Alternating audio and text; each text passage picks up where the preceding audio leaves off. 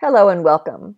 I am Dr. Theo Dawson, and I'm pleased to present this lecture on Lectica's learning model, VCall plus 7, for Module 1 of Lap 1. We have set 3 primary learning goals for this presentation. First and foremost, I want you to walk away from this lecture with the ability to explain VCall, the Virtuous Cycle of Learning, and its 7 reflective skills. Second, I'd like to think that some of the ideas presented here will map nicely onto what you already know about learning and development, and that others will challenge you to reconsider and perhaps revise your ideas in ways that strengthen your work. And third, I'm hoping to get your creative juices flowing. Throughout this course, you'll be learning how to work V-calls into your coaching or teaching practice. No doubt, you will be able to apply much of what you learn directly to your work.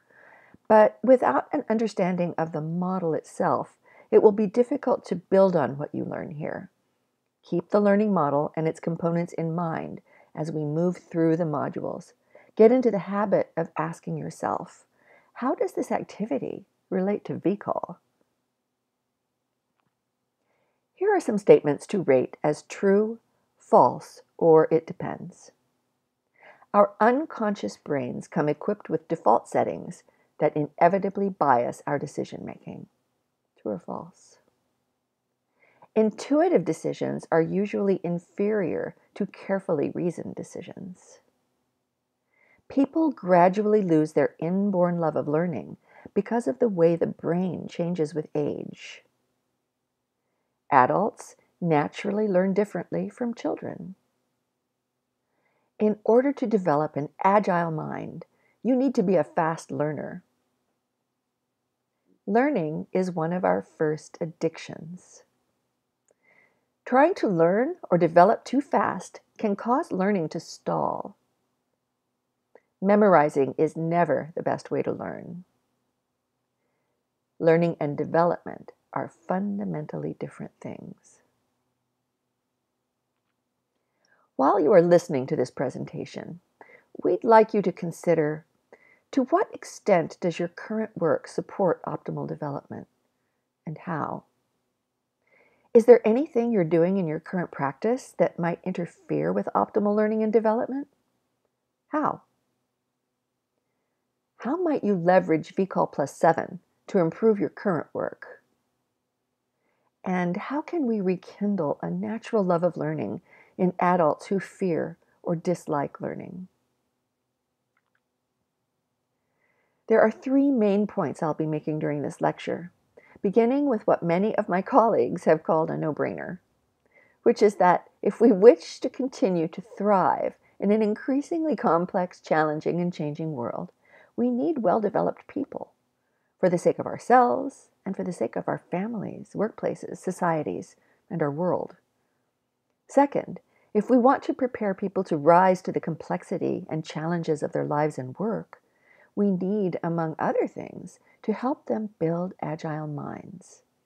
I'll be getting specific about what we mean by this pretty soon.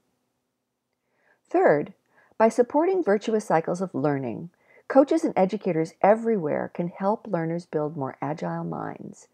In doing so, they'll be leveraging our natural motivation to learn, cultivating reflective dispositions, and importantly, embedding the skills all of us need for ongoing learning and development, so we become people who continue to learn optimally throughout our lives.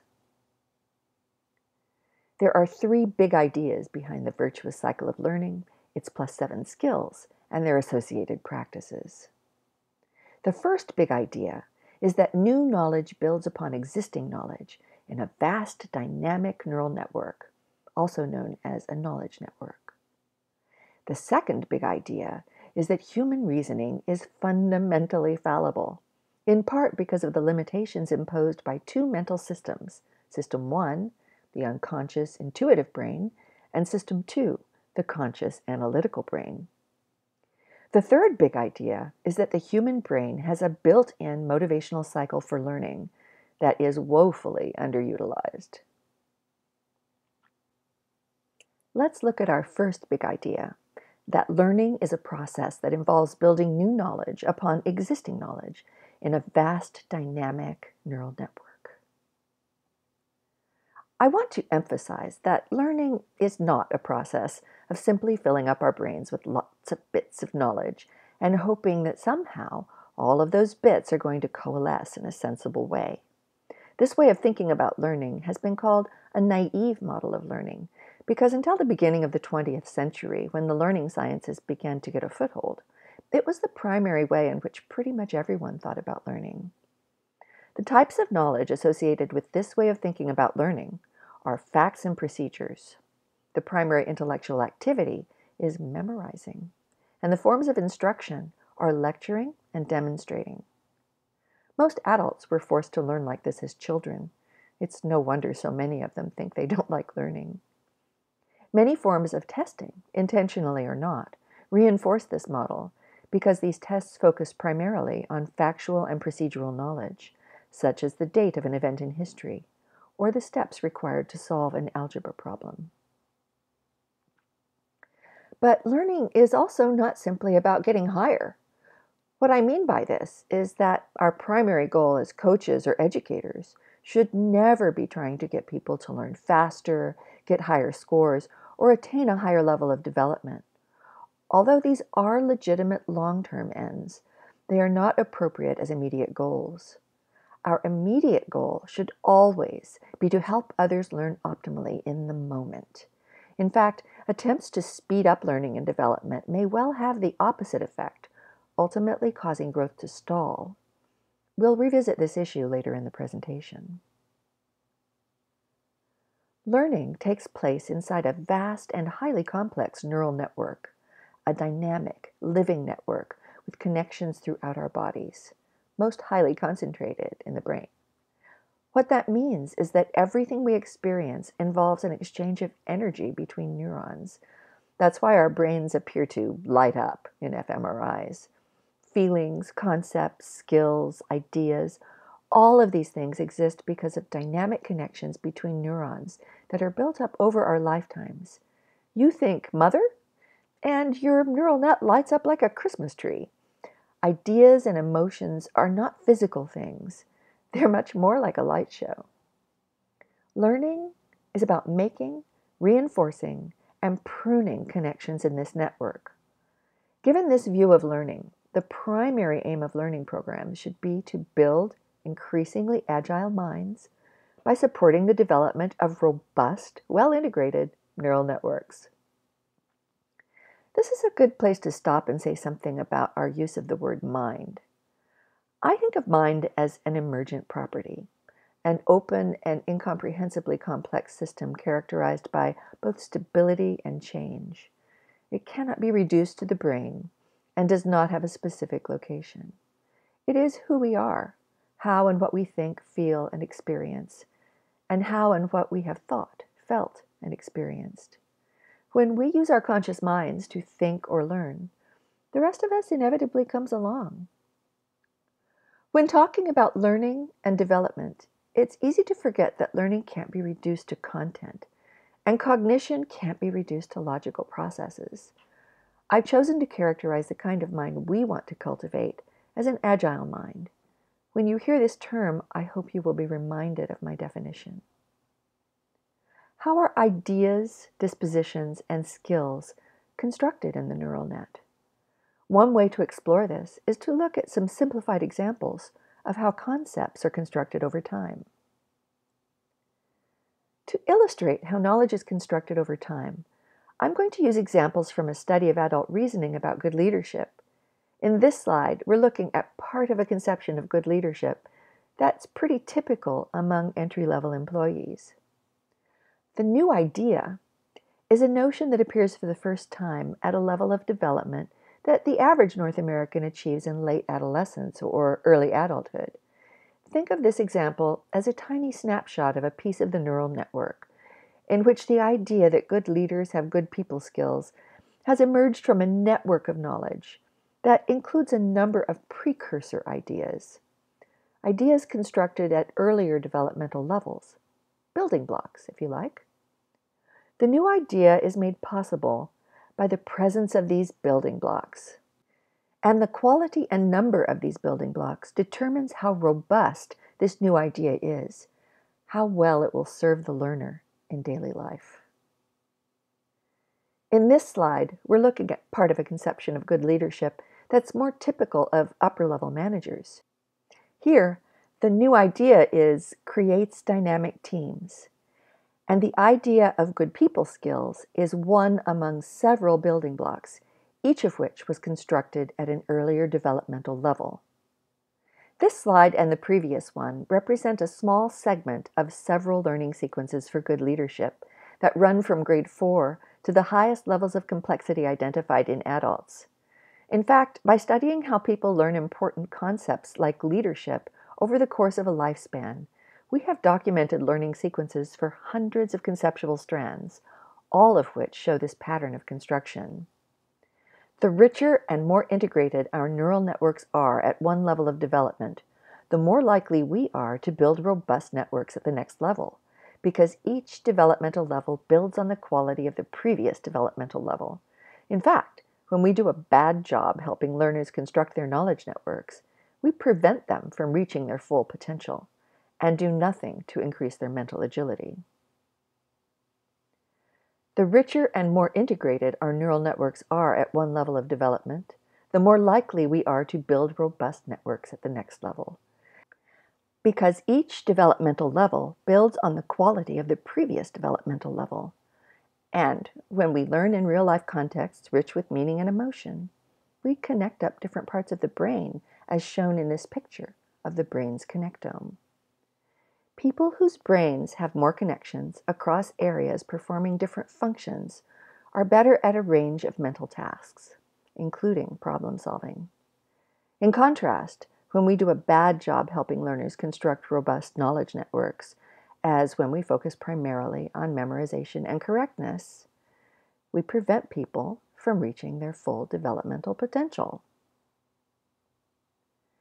You might say that laying down robust neural networks throughout life is akin to building successive stories of a skyscraper, each of which is strong and flexible enough to support the next level, and that failing to do so is as serious as skimping on the quality of a skyscraper's foundation.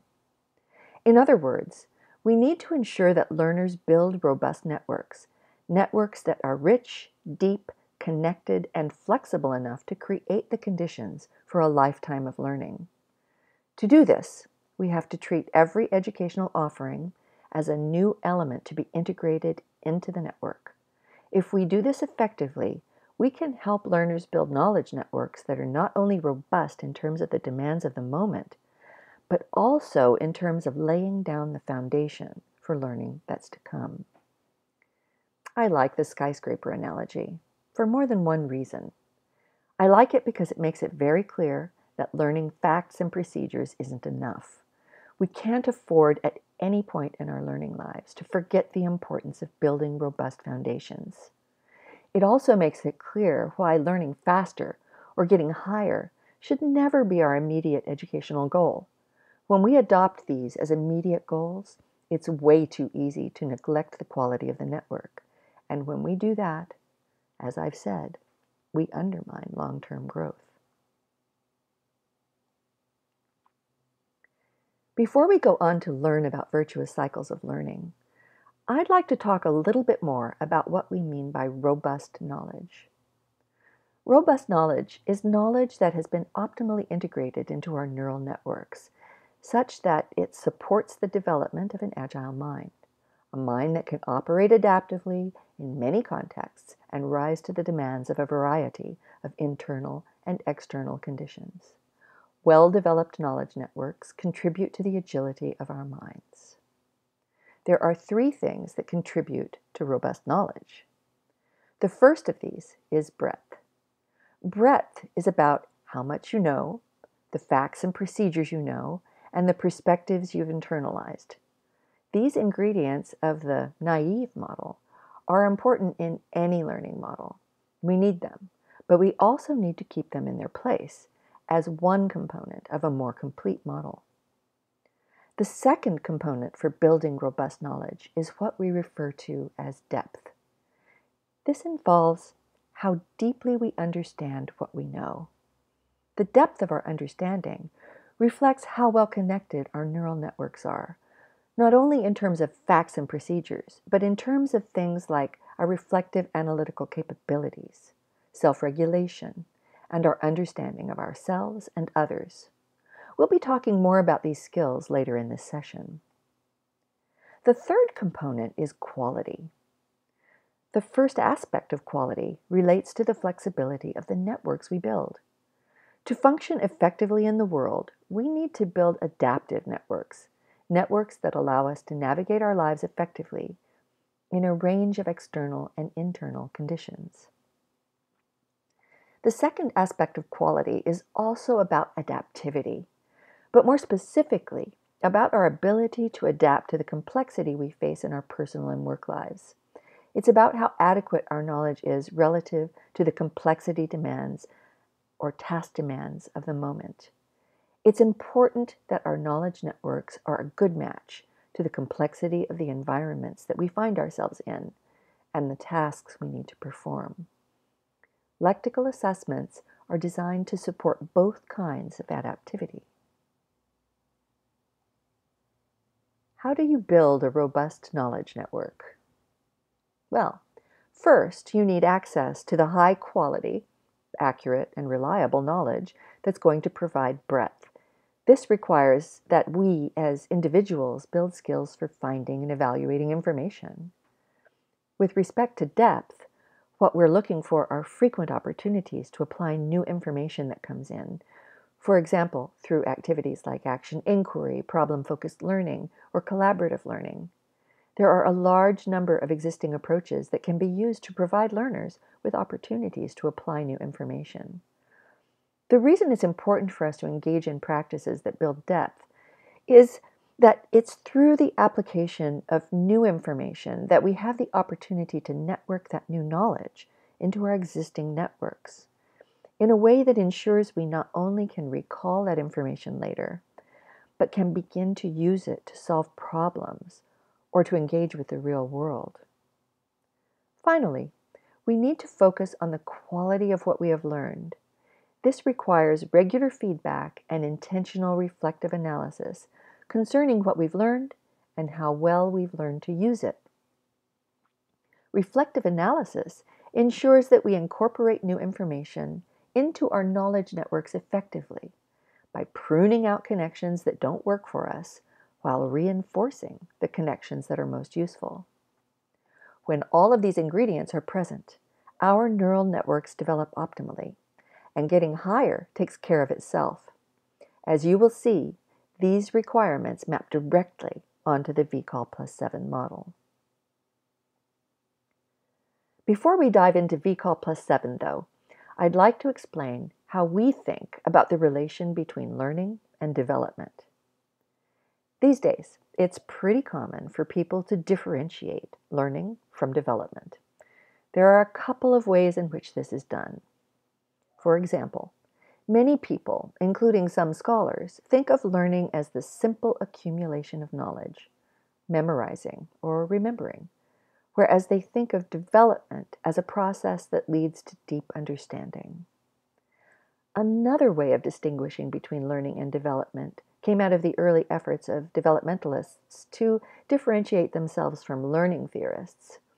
They also associated learning with the simple accumulation of knowledge, sometimes called quantitative change, and thought of development as the transformation of knowledge, sometimes called qualitative change.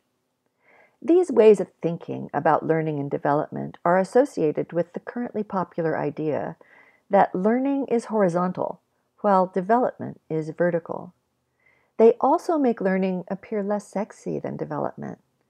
What could be cooler than transformation? So some people have come to think of development as not only different from, but also better than learning. We don't differentiate between learning and development in this way. In contrast, we see learning and development as two parts of the same process, which we call learning and development. As I said, from our perspective, learning and development are two aspects of a single process. We define learning as taking in and integrating new information or experience. This process is sometimes cumulative and sometimes transformational, depending on the stability of the current knowledge network. Cumulative and transformational processes co-occur at micro and macro levels, such that every knowledge acquisition event plays a role in creating the conditions for an instance of transformation. And every instance of transformation creates the conditions for new knowledge acquisition. In this view, learning and development are interdependent aspects of the same phenomenon. Because learning and development are two aspects of a larger process, I tend to use these terms, learning, development, and learning and development, interchangeably, except when intentionally distinguishing between aspects of the larger phenomenon in which they are embedded. The second big idea involves constraints on human judgment imposed by System 1 and System 2. In other words, the relationship between our conscious and unconscious mental processes. These two kinds of processes can be thought of as two distinct but interrelated systems. They are often referred to as System 1 and System 2. These systems differ in a number of ways. First, the knowledge of System 1 is instinctive, tacit, intuitive, habitual, and unconscious, whereas the knowledge of System 2 is explicit and conscious. For instance, your gut feeling comes from System 1, whereas a conscious decision to follow that gut feeling comes from System 2. Second, processing in System 1 depends upon basic drives, such as the desires to learn, eat, strive, or avoid pain.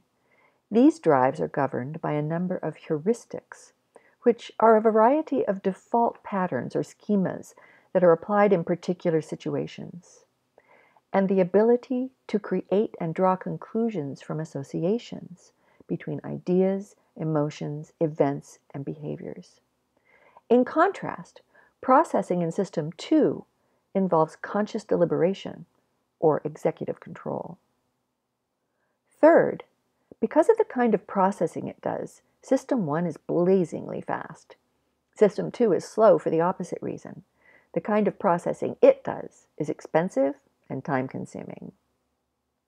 Fourth, System 1 operates constantly in the background.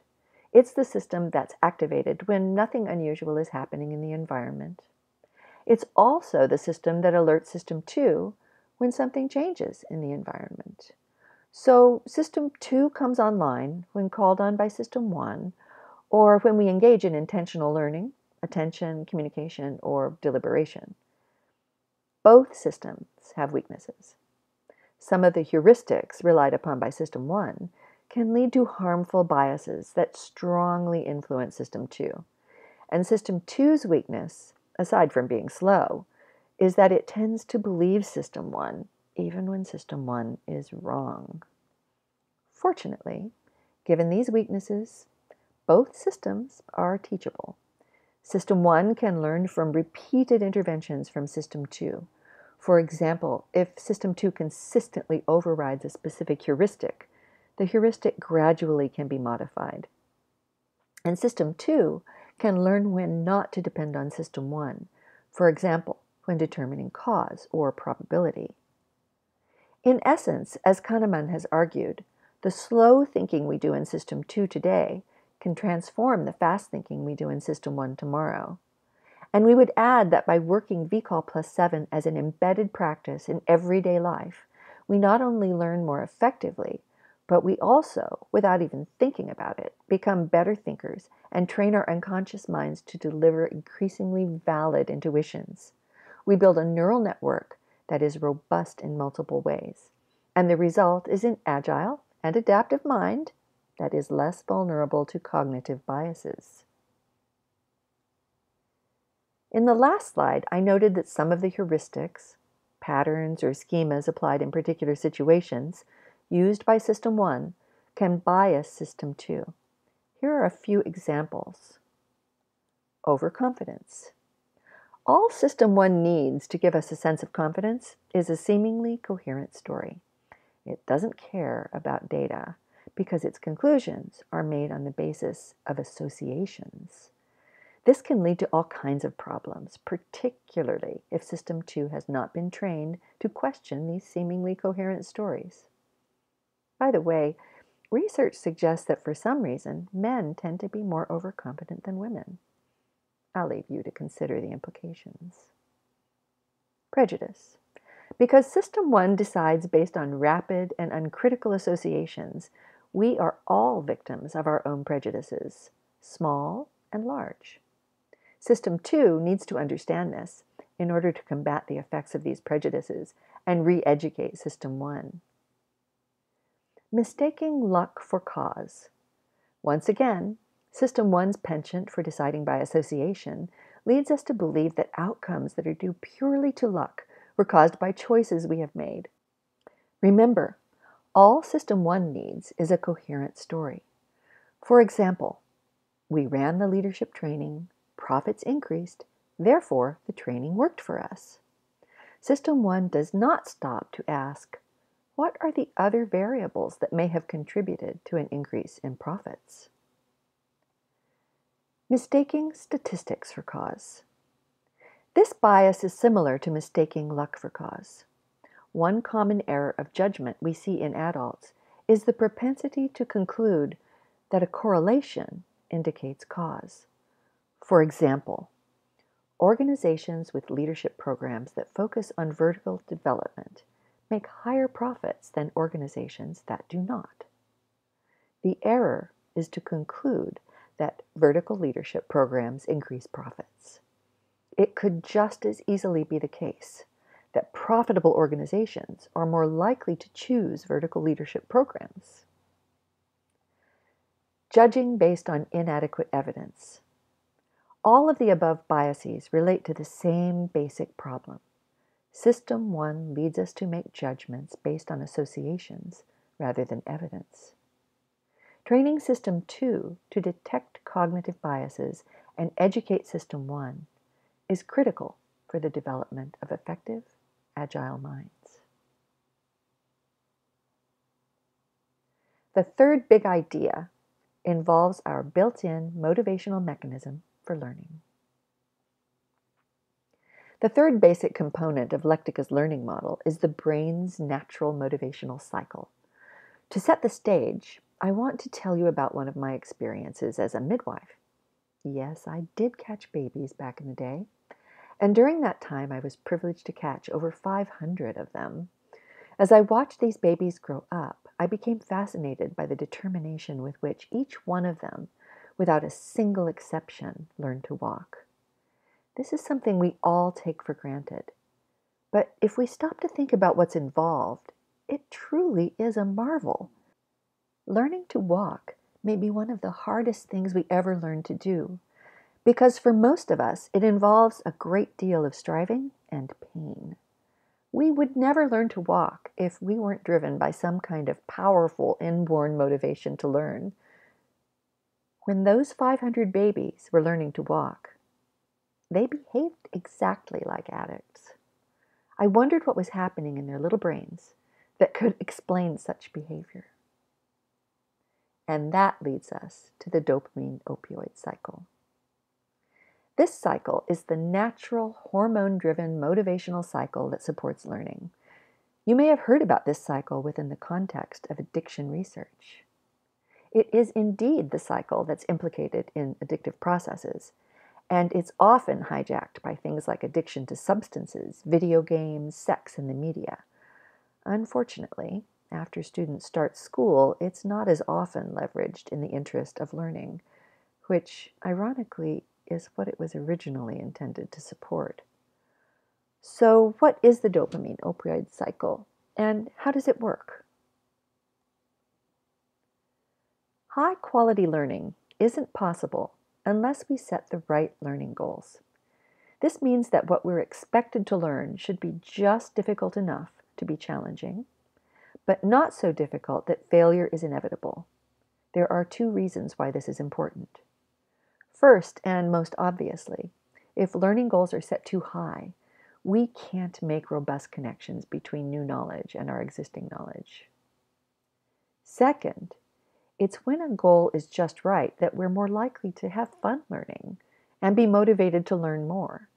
This is because when goals are just right, our learning efforts produce success just often enough to ensure the release of pleasure hormones called opioids that give us a sense of satisfaction. And these opioids have a second effect. They trigger the release of dopamine, which motivates us to set another learning goal. Dopamine is called the striving hormone. It makes us want to learn, to achieve, to explore our world. That explains why babies keep getting up and trying again, even in the face of adversity. By the way, we call the zone in which the learning challenge is just right the Goldilocks zone. The dopamine opioid cycle will repeat indefinitely as long as enough of our learning challenges are in this zone. And as long as the dopamine opioid cycle is ticking along, learners remain addicted to learning. Clearly, setting learning goals that are just right for a particular learner at a particular point in time is critical for robust learning. But striking the balance between striving and success can be difficult, especially for individuals who have fallen out of the dopamine opioid cycle. This is one of the main reasons we decided to make lectical assessments. They help us identify the Goldilocks zone. Way before the neuroscience was understood, in the early years of the 20th century, Vygotsky, while working with children with learning challenges, identified the zone of proximal development. He had observed that children learned best when learning tasks were broken down into small steps, and students were presented with a task that was just difficult enough to accomplish with support from a skilled teacher or facilitator. The zone of proximal development is the range in which a task is just difficult enough to accomplish with support.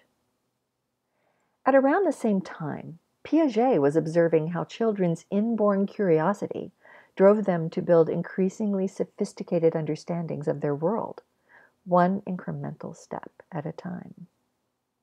Then, in the 1970s, Bandura examined how the difficulty of tasks affected students' interest and performance. He found that if he gave students a problem that was too easy for them, their performance level deteriorated. The same thing happened when he gave them a problem that was too difficult. But when he gave them a problem that was just challenging enough, the quality of their performance improved. 20th century research repeatedly showed that people learn best when the learning challenge is just right. But this finding was not firmly linked to a process in the brain until the end of the 20th century, when neuroscientists began to suspect that at least part of the mechanism behind our natural drive to learn was the dopamine opioid cycle. For over 20 years, my colleagues and I have been learning how to leverage the dopamine opioid cycle in the service of learning. We've leaned heavily on the research described here, along with a large body of learning research conducted by many researchers during the last 100 years. The result is what we call the virtuous cycle of learning. By now, it should be clear that we believe the best way to build robust knowledge, or develop agile minds, is to engage in what we call virtuous cycles of learning. We call the first step in the cycle set, for setting goals. Goal setting can be accomplished in a number of ways. In some cases, as in learning to walk, all we need to set the next goal is direct feedback from the physical environment or our own bodies. But goal setting works best when we have some kind of human support. For example, feedback from an instructor, peer, mentor, expert, or formative assessment. In the case of learning how to walk, new goals were set in response to direct indicators of success or failure. Oh, when I tried that, I was able to get 2 steps further. Or, okay, so waving my hand when I'm trying to stand up makes me fall down.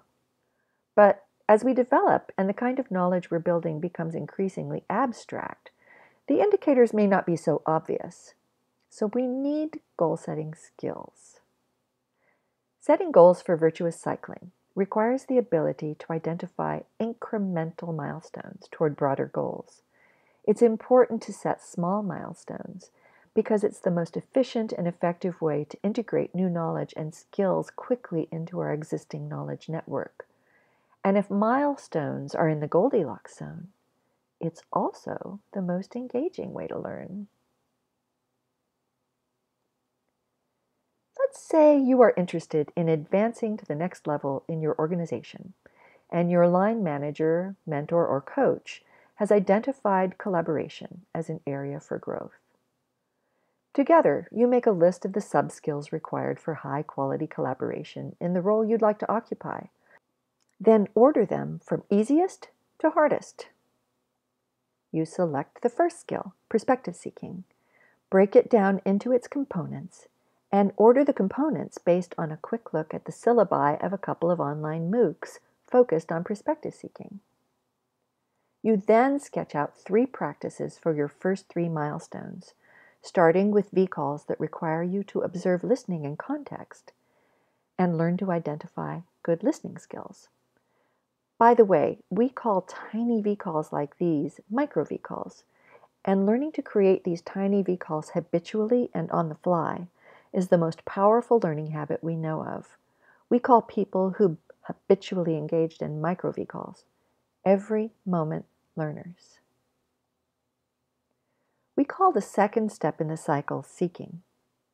Seeking can take the form of being instructed, but it also includes all of the ways in which we locate, acquire, and evaluate the information we need to further develop understanding or skill. The most important skills associated with this phase are the ability to determine what information is needed and evaluate its quality. It's a good idea to update knowledge before trying out a new skill or attempting to develop a new skill. The goal we set in the previous step was to learn active listening. So the first question you should ask is what you need to know about this skill. What is it? What sub-skills or behaviors does it require? How is it usually learned? When is it appropriate? Thanks to the internet, it isn't necessary to go very deep to get useful answers to questions like these. The second question you should ask relates to the quality and accuracy of information, the reliability of sources, the amount of agreement that exists among experts, and the quality of evidence sources used to back their claims are 3 of the most important considerations. The third step in the cycle is application. In this step, we apply what we've learned through some kind of analysis or experimentation. Application supports the rich integration of new information into our knowledge networks, making it useful and ensuring that it is not forgotten. This is where we work with what we learned in the seeking step into our knowledge network by applying it in some way. The most important skills associated with this step are those for analyzing information you have gathered or carrying out learning experiments. Application takes 2 primary forms, deliberation or experimentation. There are several possible ways to go about deliberating.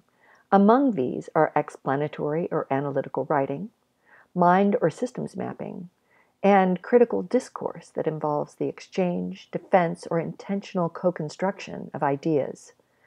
With respect to our active listening goal, a mind map that lays out the components of good active listening would be an appropriate activity.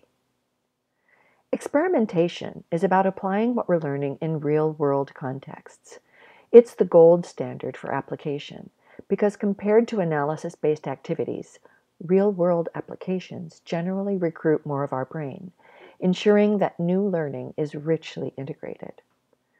When experimenting, it's important to inform colleagues or friends of your intent, select low-stakes contexts, and as much as possible include other willing humans as participants. Including others is important. partly because people are excellent sources of feedback. Fortunately, active listening is a pretty low-risk activity, so you could practice the skill, then seek feedback about your performance without warning participants in advance.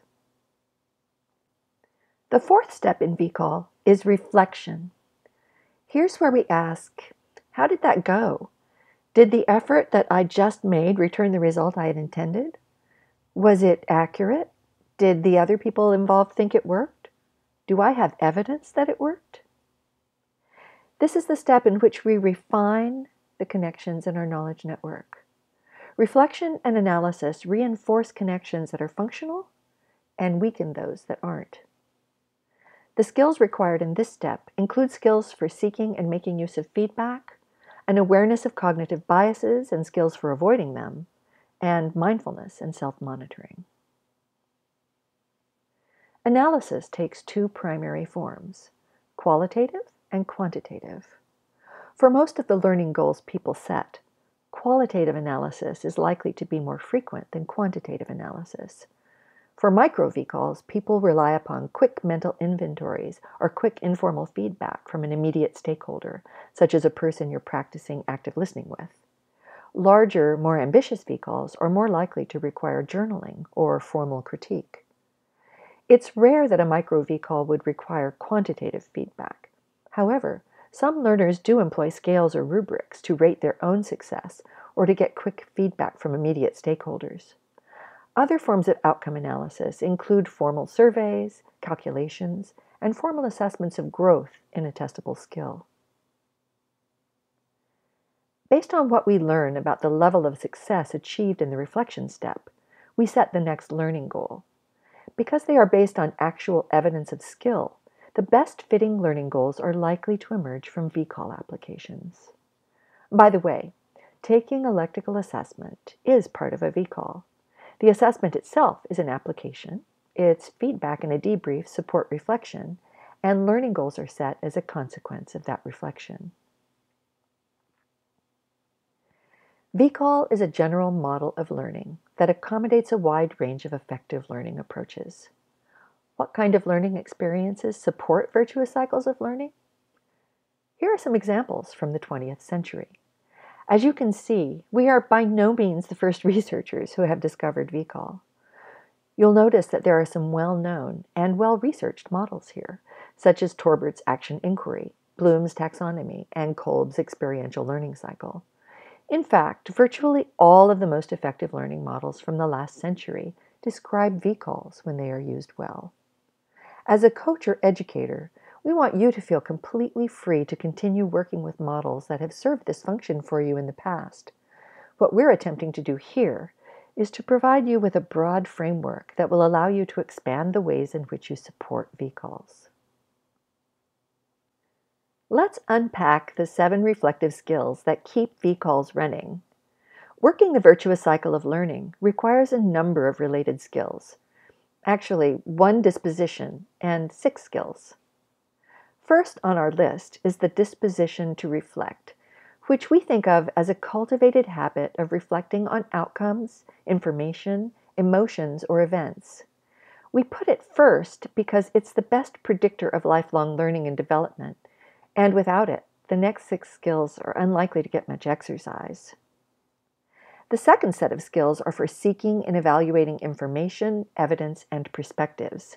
This is a large and varied set of skills that are critical for effective VCALs. Next are skills for making connections between ideas, information, perspectives, and evidence. Given that the knowledge network is all about connections, learning to make them well is a high priority indeed. The fourth group of skills are associated with applying what we know in real-world contexts. We do this all of the time, but not always as effectively as we could. Building skill in this area can greatly increase the quality of our learning. Next are skills for seeking and making use of feedback. Just as it's important to make connections, it's important to know when they may not be optimal. For this, we need skills for seeking and working with feedback from the environment and other people. The sixth set of skills involves an awareness of cognitive and behavioral biases and skills for avoiding them. As I explained earlier, we have two mental systems that process differently.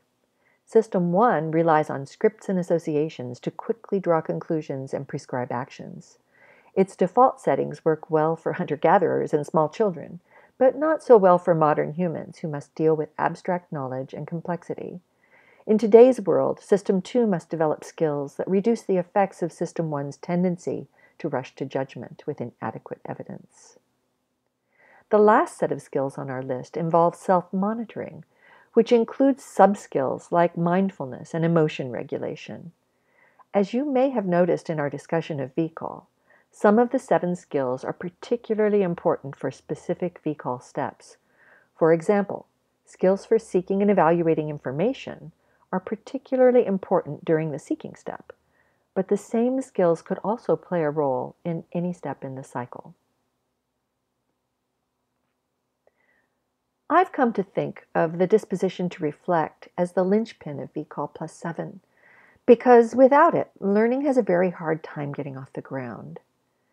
In general, people who don't reflect develop much more slowly than those who do not. In fact, in one study we conducted for a U.S. military academy, students in a leadership course in which there were no reflective activities did not demonstrate any development at all in their leadership decision-making skills as measured with the LDMA, our leadership decision-making assessment. As reflective activities increased, however, growth also increased. Reflectivity can be cultivated over time. It's best learned by working the VCAL and its 7 practices. When we work the cycle regularly, remember the dopamine opioid cycle? We literally become addicted to reflection. Cultivating reflectivity involves reflecting frequently and deeply on first-person experience, including head, heart, and gut, second-person interactions, and third-person information. An individual who is not predisposed to reflection may initially benefit from receiving electronic reminders delivered at random intervals. A disposition to reflect causes us to spontaneously, even reflexively, pause to observe and evaluate outcomes, information, emotions, or events as they occur. Reflective people do most of their learning in their everyday lives because reflection turns real-life experiences and events into micro VCALs, each of which contributes to mental agility by developing our conscious and unconscious knowledge networks. People who are addicted to learning are more likely to have reflective dispositions, and vice versa. So the first step in cultivating reflectivity is helping people get back in touch with the natural motivational cycle for learning. This means working VCAL optimally and requires making sure that learning goals are just right in terms of their size, their difficulty, and the learner's interests. This sets up conditions in which an individual is most likely to want to learn. It also requires, as much as possible, embedding learning in real life as part of everyday activities. Think of Torbert's action learning model. It's all about making the most of our everyday experience. Additionally, it's important not to punish learners for making mistakes, but rather to help them see mistakes as a source of interesting and useful information. We've found that for many adults, this can take months or years of deliberate practice, depending on the degree to which an individual has come to regard mistakes as unacceptable, and may be impossible if they are embedded in a culture that does not allow for the kind of mistakes we make when learning. Finally, it's important to ensure that every VCAL, no matter how small, ends with goal setting, and that the learner is fully involved in this process. The second of our 7 skills is seeking and evaluating information. Information seeking takes 2 primary forms. The first of these is inquiry, or as our 6th graders put it, finding out for yourself. It involves activities like observing, questioning, perspective seeking, and experimenting. And it can be formal or casual.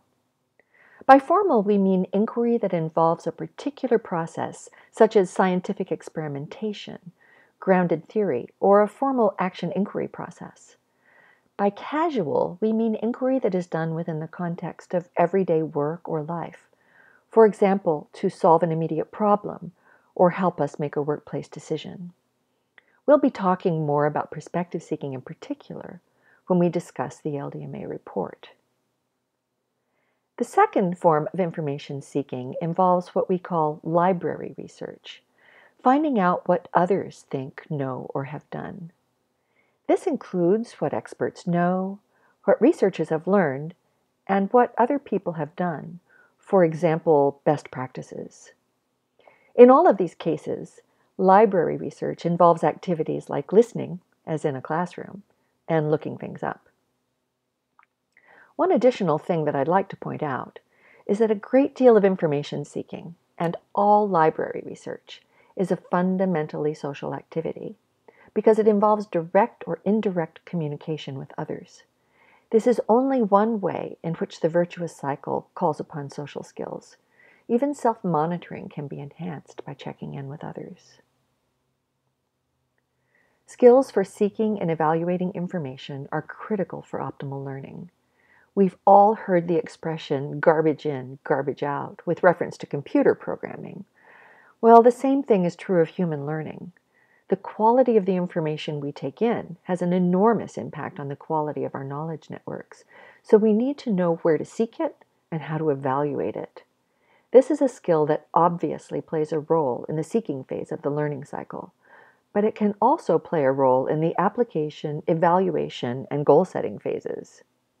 At Lectica, we've been studying how people, both children and adults, go about seeking and evaluating information for over 10 years now, and have learned that between the biases caused by System 1's infamous default settings, our relatively uncritical approach to information gathering, and our generally poor understanding of statistics, validity, and reliability, all of us, at least some of the time, take in or share information of dubious quality.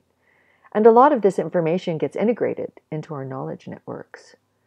So even though some learners may resist building skills for evaluating information, and it can take quite some time to become proficient, we'd like to see all educators putting more emphasis on this skill, which is composed of a number of subskills, including identifying and seeking relevant perspectives, evaluating sources or expertise, including authority, currency, and objectivity, evaluating the quality of arguments, and evaluating evidence, including validity, reliability, and accuracy. The most powerful practices for developing skills for seeking and evaluating information incorporate both seeking and evaluating. These include practices like action inquiry, particularly second-person action inquiry, the scientific method, dynamic steering, design thinking, and experimentation. All of these processes, by the way, are also VCALs. In addition to practices that are VCALs, there are several more specific practices for gathering and evaluating information. Specific practices for building information gathering skills include active listening, Kramer's deep listening, and library research best practices. Specific practices for building information evaluation skills include questioning everything, or a reflective disposition, seeking feedback, cultivating open-mindedness, and practicing critical thinking subskills, like evaluating the accuracy, precision, relevance, depth, breadth, importance, logic, or fairness of information. The third set of skills helps us make connections. These are skills for making connections between ideas, information, perspectives, and evidence. Given that our knowledge exists in a dynamic living network, the importance of these skills cannot be overstated. When we deliberately engage in practices that reinforce, bring into question, or add to our knowledge networks, we not only expand our conscious knowledge, we improve the functioning of System 1 by providing it with connections that lead to more robust associations, and this contributes to more valid intuitions. There are a number of practices that can be used to build skills for making connections. These include activities like brainstorming, Minto pyramid problem solving, polarity thinking, which is sometimes referred to as both and thinking, mind mapping, which exists in a myriad of forms, causal loop diagramming or other systems mapping approaches, and believe it or not, building relational databases, which disciplines the mind by imposing certain constraints on how we make associations between elements. The fourth set of skills involves applying knowledge. These are skills for identifying opportunities and contexts in which we can apply new knowledge in everyday life and work. Applying knowledge is so important that we've made it a step in the VCAL, where it's part of a small experiment in which we apply new knowledge, reflect upon results, and use what we've learned to recalibrate our goals for the next cycle. Integrating information into our knowledge structures is an inborn skill, but as our knowledge becomes more complex and abstract, integration of new knowledge benefits from deliberate practice. For example, we may need to ask ourselves which mode of application is going to be most useful or least risky, an important consideration when we're applying new knowledge in contexts where mistakes can have serious consequences.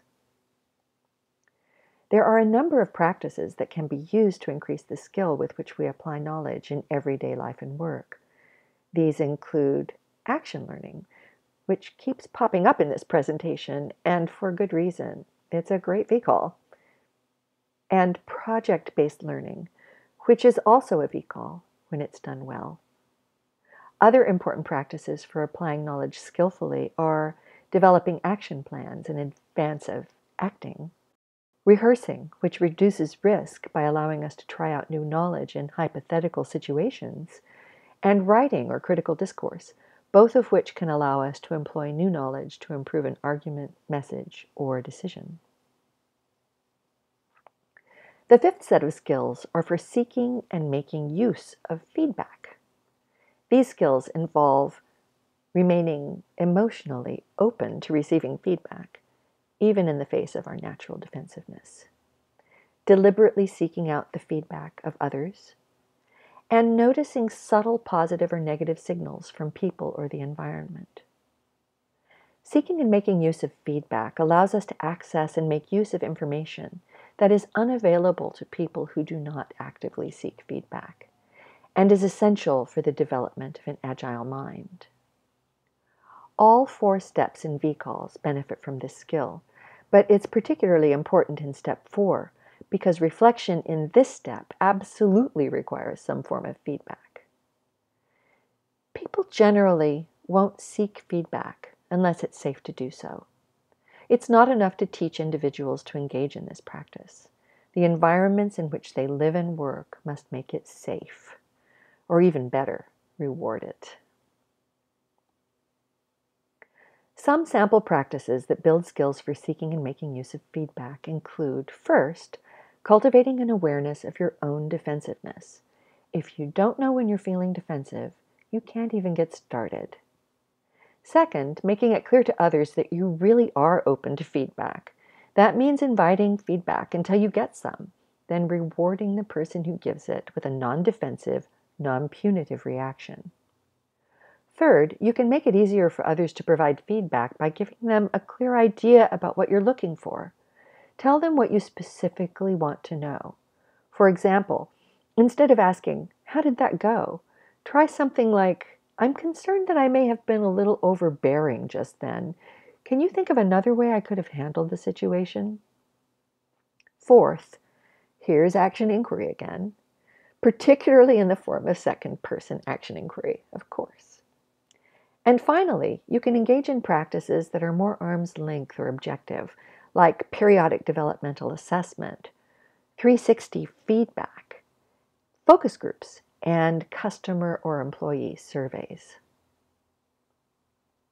The sixth set of skills involves the cognitive and behavioral biases that result from interactions between the fast thinking of System 1 and the slow thinking of System 2. I've already introduced some of the problems caused by our built-in cognitive and behavioral biases. They included overconfidence, prejudice, mistaking luck for cause, mistaking statistics for cause, and judging based on inadequate evidence.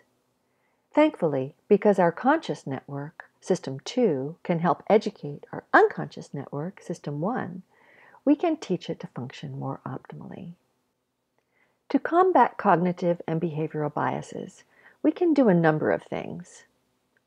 First, we can cultivate humility, which involves recognizing and accepting the ubiquity of human fallibility. Everyone suffers from these biases. Second, we can learn to engage in critical thinking.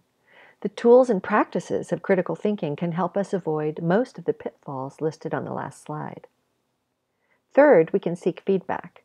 This helps us to avoid relying solely on our own perspectives, especially when under excessive stress, in uncharted territory, or dealing with complex problems.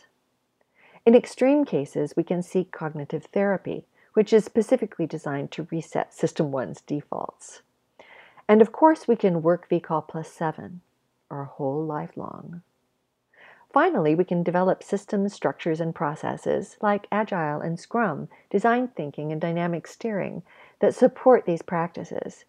We can do this for ourselves as individuals and for others as leaders. Ultimately, this is the best protection against our built-in biases. The last but far from least of our 7 skills is awareness or self-monitoring, which is also sometimes referred to as concurrent self-assessment or mindful practice.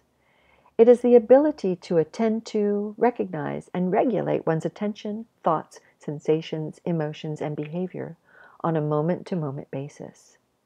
It's important for learning and development because, for one thing, it helps us to manage excessive stress, a chronic complication of 21st century life and work that gets in the way of just about everything, including learning. Self-monitoring also improves our ability to identify what we don't know by increasing awareness of our knowledge and thought processes, and by increasing our ability to attend to our inner and outer environments, including the social environment. It opens us to more sources and types of information. Finally, because individuals with good self-monitoring skills are likely to approach learning from multiple angles, for example, incorporating doing, reasoning, emotion, and intuition, they build well-differentiated and integrated knowledge networks. These translate into mental agility, which in turn supports more effective learning. Self-monitoring practices include observing and documenting our own behavior or feelings, as in journaling or seeing a counselor or coach. A second form of self-monitoring is self-evaluation, which usually involves evaluating our own behavior or responses relative to some kind of criteria, such as a rubric we use as a checklist or guide to self-reflection. This can be a simple list of specific goals. It's a popular approach in some educational or therapeutic contexts, and it's a practice we recommend to educators. For example, learners can use a rubric to evaluate aspects of their own performance and compare their conclusions to those of their coworkers, friends, coaches, or teachers. A third self-monitoring practice involves cultivating non-judgmental openness to experience. This is a component of some mindful practices and can also be achieved through intentional attention to the most immediate judgments we make when we receive information or interact with others. Additional practices include meditation, mindfulness in everyday life, somatic practices like yoga, and coherence practices like HeartMath, to name a few. We have direct evidence that virtuous cycling helps people grow. In one large study involving thousands of students, we found that 12th graders attending schools in which students did the most virtuous cycling were about 2 years ahead of socioeconomically similar students in schools that did less virtuous cycling. And in several adult educational programs we have evaluated, curricula that feature more virtuous cycling have consistently produced more growth than curricula that do not feature virtuous cycling. I feel like we've just taken a long journey together. I hope your System 1 found it coherent, and your system too found its arguments and evidence compelling. Before closing, I'm going to revisit the true, false, or it depends statements and the reflections questions, then provide a quick summary of what's been covered. First, let's rate the true, false, or it depends statements. Our unconscious brains come equipped with default settings that inevitably bias our decision-making. It depends, because we can retrain System 1. Intuitive decisions are usually inferior to carefully reasoned decisions. It depends on how robust our knowledge networks are. People gradually lose their inborn love of learning because of the way the brain changes with age. This is false. The loss of our inborn love of learning is more likely to be caused by our educational experiences than a natural aging process. Adults naturally learn differently from children. False. The fundamental learning process is the same for adults and children. In order to develop an agile mind, you need to be a fast learner. False. Unless you have a congenital condition or have suffered a mental injury, all you need to do is work VCAL. Some of us will go farther than others because of our genetic heritage or early life experiences, but all of us can learn robustly. Learning is one of our first addictions. True. Consider the dopamine opioid cycle and Goldilocks. Trying to learn or develop too fast can cause learning to stall. True. Systems theory predicts it, and evidence from our K-12 data supports it. Memorizing is never the best way to learn. False. All forms of learning have their place. There are even stages in development in which many children love memorizing. Learning and development are fundamentally different things. As far as we're concerned, this is false. They are actually part of the same process. Now that you've listened to this presentation, we'd like you to reconsider the questions posed at the beginning. To what extent does your current practice support optimal development? How? Is there anything you are doing in your current practice that might interfere with optimal development? How? How might you leverage VCAL plus 7 to improve your current practice? And finally, how can we rekindle a natural love of learning in adults who fear or dislike learning?